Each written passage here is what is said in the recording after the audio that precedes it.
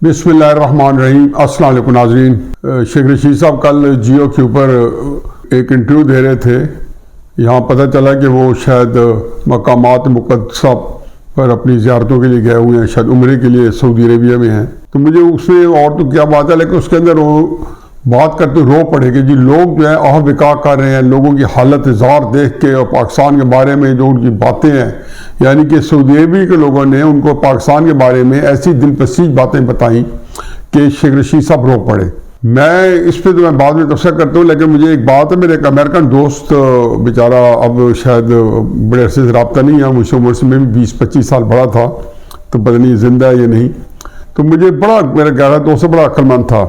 तो वो एक बात कहता था रोने के ऊपर कि उसकी वालदा की डेथ हुई तो वो रोया नहीं, तो उसकी बहन आई तो वो बड़ी रो रही थी, अमेरिका में थे। तो मुझे उसने खुद ही कहा, उसने कहा तुम्हें पता मैं क्यों नहीं रो रहा? मैंने कहा क्यों? कहते मुझे कोई एहसास जुर्म नहीं है। उसने कहा मैंने वालदा को, मैंने और मेरी बीवी ने आखिरी दिन तक पास रखा, उसकी खूब खिदमत की। तो मुझे इतना यह है कि मैं जो कुछ कर सकता था, मैं अपने दफ्तरी औकात भी कट शॉट करता था वालदा के लिए। तो ये जो रोना होता है, उसने मुझे पहली दफ़ा कहा कि ये अक्सर ये एहसास जुर्म से आता है या डर से आता है। तो वाक़ईतन बात है कि शेख रशीद साहब आप जो रो रहे हैं, उसी मुनासबत से ये आपका एहसास जुर्म है जिसने आपको रोने में मजबूर किया है। आपको फिर सारे जुराइम वहाँ याद आ रहे होंगे अल्लाह मियाँ के सामने पेश होते हुए, और वाकई ठीक है, होना भी ये चाहिए, तभी अल्लाह माफ़ी देता है सिद्क़ के दिल से, जब अपनी जुराइम का इतराफ़ करता है कि अल्लाह के यहाँ तो किसी चीज़ का पर्दा नहीं है, उसको तो पता है कि हमने क्या क्या जराइम किए हैं। अब सूरत ये है कि ये कि पाकिस्तानियों की आह बिका है। मुझे याद है कि साथ डार साहब जो थे वो लंदन में थे, और दिसंबर 1 साल पहले कम पेश बात है, तो वोट ऑफ नो कॉन्फिडेंस की गूंज जो थी हवा में थी। तो मैंने कॉल किया, मैं कहा डॉक्टर साहब मेरी नवाज शरीफ साहब को गुजारिश में चाहते हैं, और यहाँ पे मैं सारे लोगों की मिन्नत तल्ले कर रहा हूँ कि आप वोट ऑफ नो कॉन्फिडेंस ना लेके आए। ये इमरान खान साहब को आप लोग जिंदगी दे देंगे, उसके अंदर जान आ जाएगी, उसको मरने दें। और अब फौज की इमरान खान साहब की लड़ाई जो है वो बिल्कुल राइटिंग ऑन द वॉल है। ये जनवरी फरवरी में 2 महीने में आप देखें कि इमरान खान साहब एक मार्च का महीना नहीं टपा सकेंगे। खैर ये, और मैं कई अपने व्लॉग में कह चुका हूँ, मेरे जो लोग रेगुलरली देखते हैं उनको पता है कि मैं कह चुका हूँ कि जो इमरान खान साहब का जाना जो बन गया था, और हर सूरत में एस्टेब्लिशमेंट उनको निकालना था, काम आ गया, लुकमा अजर बन गया हमारे पीडीएम वाले। तो जहाँ जिस मुनासबत से मैं ये मिसाल दे रहा हूँ, जब मुझे बात याद आई तो मुझे डार साहब ने कहा कि हफीज भाई पाकिस्तान डूब रहा है, ये इमरान खान अगर 2 महीने और रह जाता है तो पाकिस्तान नहीं बचता, तनख्वाहों के पैसे नहीं है, डिफॉल्ट है, जो बातें हैं कुछ डार साहब वैसे भी इस तरह की बातें आम पब्लिक में थी, हर जगह पे थी। और ऐसा डिफॉल्ट करेंगे कि आप जिस दर पहुंच चुके हैं वहां से अब पाकिस्तान का बेड़ा गर्क होने वाला है। तो मैंने कहा डॉक्टर साहब ये मैंने डुबोया है, ये आपने डुबोया है, ये मियां नवाज शरीफ ने डुबोया, हम मामे लगते हैं। चलो मैं तो हमेशा कहा ना हमारे यार दोज़ख कितने व्लॉग किए कि जब इस दफा 2 साल पहले किए, मैंने कहा इस दफा मुझे पता है कि हमारे साथ आप भी डूबोगे, कि हमेशा हमें सजाएं मिलती थी जो हम पाकिस्तान के आम शहरी होते थे। इस दफ़ा इंशाअल्लाह जो लोग पाकिस्तान के खिलाफ 70 साल से कार्रवाई कर रहे हैं वो साथ शामिल होंगे। मैं कोई बात और कर रहा हूँ, मैं बात ये कर रहा हूँ कि जी किस तरह जो मुस्लिम नून के पीपल्स पार्टी में और इमरान खान की जो उस वक्त हुकूमत, उसके बरखिलाफ जो लोग थे वो यही तस्वीर पेश करते थे जो आजकल इमरान खान अपनी तकरीरों में पेश कर रहा है। शेख रशीद साहब जो कल फरमा रहे थे जी यहाँ पे लोग कहते हैं पाकिस्तान का क्या बनेगा, मुझे रोना आ गया। ये मुस्लिम नून भी यही कहती थी जब आप लोगों की हुकूमत थी, पीपल्स पार्टी के लोग भी यही कहते थे, पाकिस्तान के सारे दानिशवर यही कहते, हम भी यही कहते थे क्या बनेगा। चुनाचे हर किसी के पास अपना अपना पाकिस्तान है। अगर आपके वक्त में पाकिस्तान बच गया तो अल्लाह करेगा यहां से ही बच जाएगा। तो इस वजह पाकिस्तान नहीं डूब रहा कि आप डुबो रहे हैं, इस वजह डूब रहा है कि एक जो 2014 से नवाज शरीफ साहब की हुकूमत को हटाने के बाद जो सियासी इस्तेकाम आया, ये उसके असरात हैं, उसके कॉन्सिक्वेंसेज हैं, उसके मुज़मरात हैं।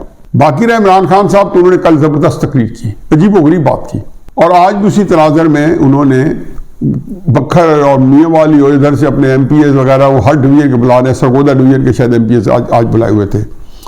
पंजाब के, उन्होंने किसानों को, ताजरों को और इंडस्ट्रियलिस्ट को अपील की, उनको उकसाया कि आप लोग बाहर निकलें। खैर उकसाना इनका पूरा एक महबूब मसला बन चुका है। आप देख रहे हैं 8-9 महीने से कितना इन्होंने तशद्दुद उठाया अपने लोगों पे से, क्या क्या नहीं। जहां तक इन्हें काम बस चलता था तो फोन के ऊपर, तो इन्होंने तूफान बदतमीजी खड़ा किए रखा। बाकी जो है लाखों के मजमे निकालने में और उनसे हल्फ लेने में और जिहाद करवाने में और अमर बिल मारूफ के लिए और जानवर के लिए और पता नहीं क्या क्या पापड़ नहीं बेले, सारे जतन का किए। अब उन्होंने किसानों को और ताजरों को और वो निकल आए। अब अगर वो कहते ना कि गल मारा ते आप ये तो जंग बंद करो चा, अब अगर बात किसानों और ताजरों ने अब हुकूमत हटानी है तो इमरान खान साहब, ये पहले भी आपके पास कई मौके आए हैं, लेकिन उसके लिए जो फहम फरासत चाहिए थी, उसके तकाजा ये थे कि आपका फहम फरासत इतनी होती कि आप अपनी पॉलिटिकल स्ट्रेटजी कर लेते। आपका मसला ये नहीं है कि इसमें मकबूलियत है या नहीं है, आपका मसला ये है कि मुझे सुहेल वड़ाई साहब की कल एक बात बड़ी खूबसूरत लगी कि आप में कबूलियत है कि नहीं है, और कबूलियत के बगैर पाकिस्तान की मकबूलियत कभी काम नहीं आई। और कई दफ़ा मकबूलियत के बगैर काफ लीग जैसी चीज़ें सुहेल वड़ाई साहब ने कल मिसाल दी है तो मुझे अच्छी लगी, इसलिए मैंने कहा आपसे शेयर कर लूँ कि काफ लीग जैसी पार्टी जो है उनको भी कबूलियत मिल गई 2002 के अंदर, जिनका कोई वजूद नहीं था, रात को बनी और सुबह उनको इक़्तिदार दे दिया गया, कबूलियत थी।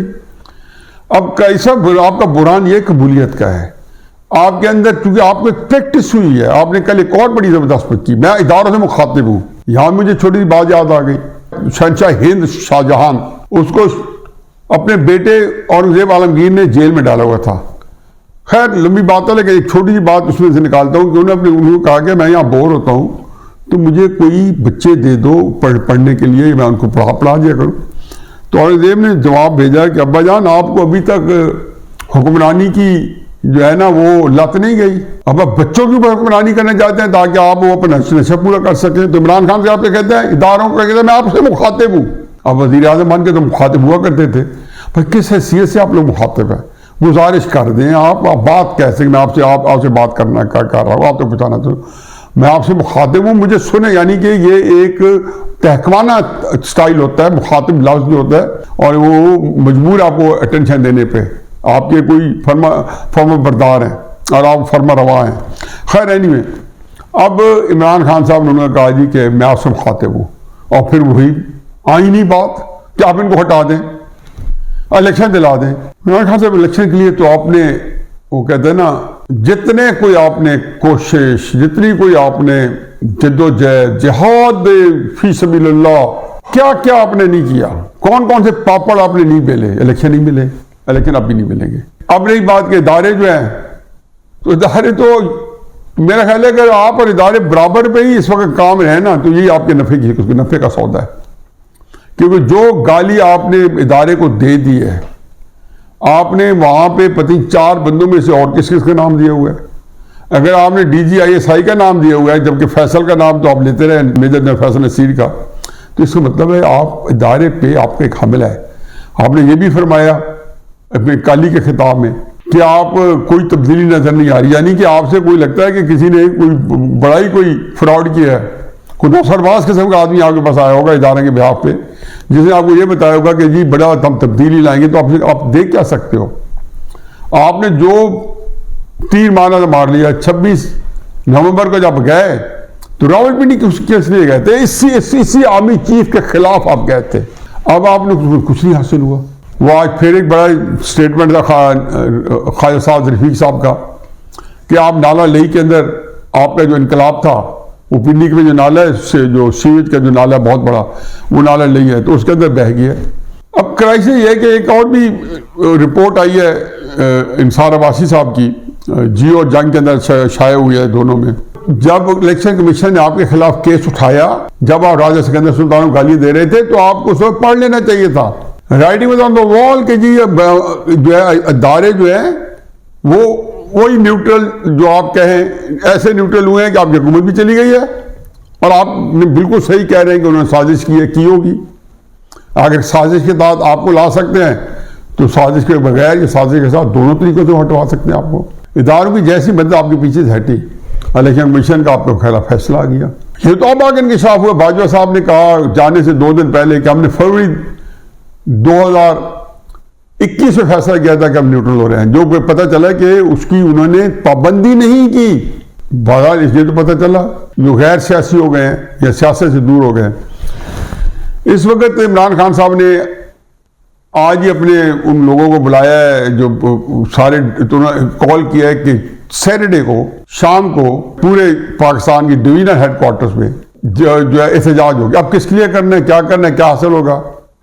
असेंबली का जो इस्तीफे का भी ऐलान किया कि 20 तारीख का इस्तीफा दे देंगे। 7 दिन रह गए हैं। 18 तारीख को इतवार होगी, 17 तारीख को इन लोगों को बुलाया है। क्या हासिल हुसूल होगा। मैं इसमें 2-3 चीज़ें मैंने खुश की हैं। एक तो यह है कि इमरान खान साहब को अब ये पता चल गया है कि सड़कें ब्लॉक करो तो जुलूस बड़े नजर आते हैं। लाहौर में जी लिबर्टी में बनाएंगे, मतलब कि कभी लिबर्टी के अंदर क्या फायदा। ज़्यादा ये हो गई बहुत सारे लोग नहीं आएंगे और कोई लोग फंस जाएंगे आपके रश में।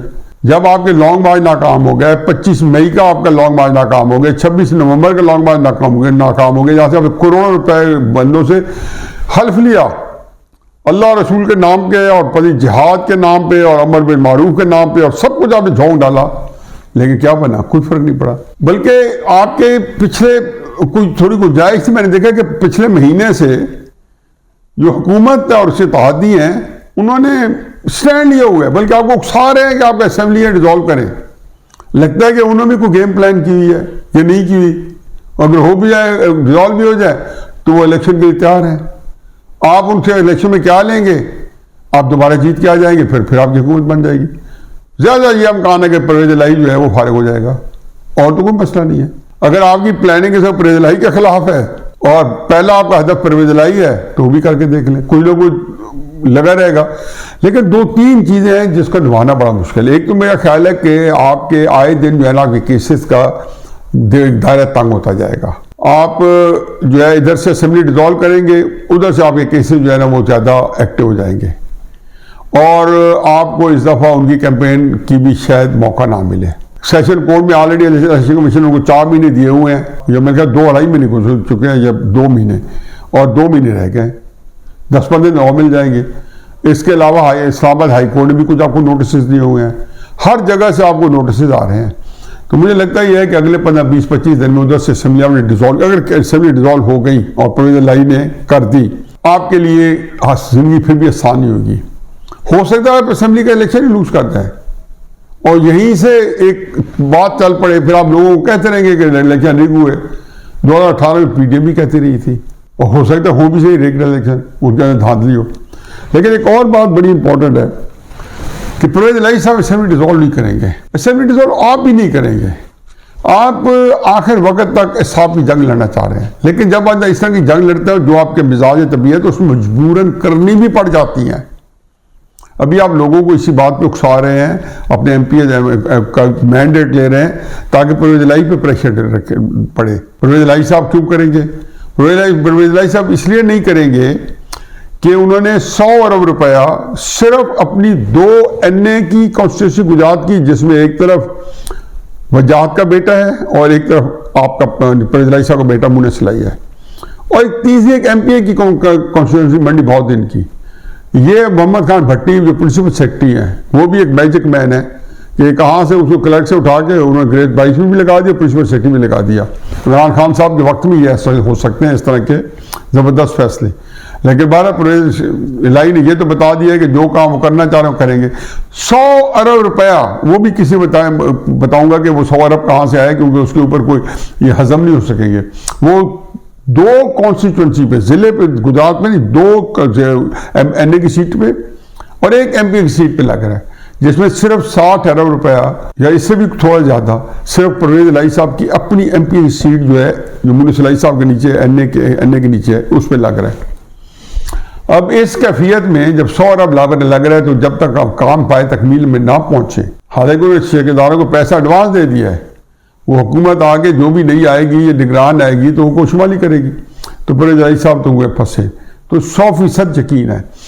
और फिर एक और भी नजम सेठी साहब ने बताया है, उनका मैं एक प्रोग्राम देख रहा था, और वैसे एक और जगह से मुझे पता चला है कि रियाज मलिक साहब का और कुछ लोगों का जो प्रॉपर्टी टाइकून है, इमरान खान की हुकूमत तो 3.5 साल प्रॉपर्टी टाइकून ही चलाते रहे हैं, उन्होंने एक लाहौर का ग्रेटर प्लान दिए हुए जिसमें उन्होंने अपनी स्कीमों को लाहौर के ग्रेटर प्लान के अंदर बहुत खूबसूरती से इनकॉर्पोरेट किया, रोड के नेटवर्क में, रिंग रोड के नेटवर्क में और इन सारे उसमें। उसकी मंजूरी भी परवेज इलाही साहब के पड़ी है। इमरान खान साहब चाहते हैं कि वो अप्रूवल हो जाए, एनडी अप्रूव कर दे और उसके बाद हम उसकी कानून साजी हो जाए पंजाब असम्बली से और हम असम्बली डिसॉल्व कर दें, वो भी पेंडिंग पड़ी है। तो परवेज इलाही साहब ने वो रखे हुए छोटे छोटे नुकते जिससे वो असम्बली जो है ना डिसॉल्व करने में इसको पोस्टपोन करेंगे। इमरान खान साहब से ज़्यादा यही कहेंगे या 20 को कह के आप कह दें आप 15 जनवरी को कर रहे हैं, अब कहा हुआ तो है कि दिसंबर में करना है। तो ये वो ट्रिक है कि जो मीटिंग्स हैं वो परवेज इलाही साहब के खिलाफ हो रही हैं। इमरान खान साहब की फ्रस्ट्रेशन ये है कि किसानों को और ताजरों को फरमा रहे हैं कि ये आप लोग निकल आए। फ्रस्ट्रेशन ये है कि फौज को कह जाए मैं आपसे मुखातिब हूँ और आप जो है इस हुकूमत को जो है दबाव दें और इलेक्शन करवाएं। तो ये है बेबसी, ये है लाचारी और ये है बेचारगी। कमाल है।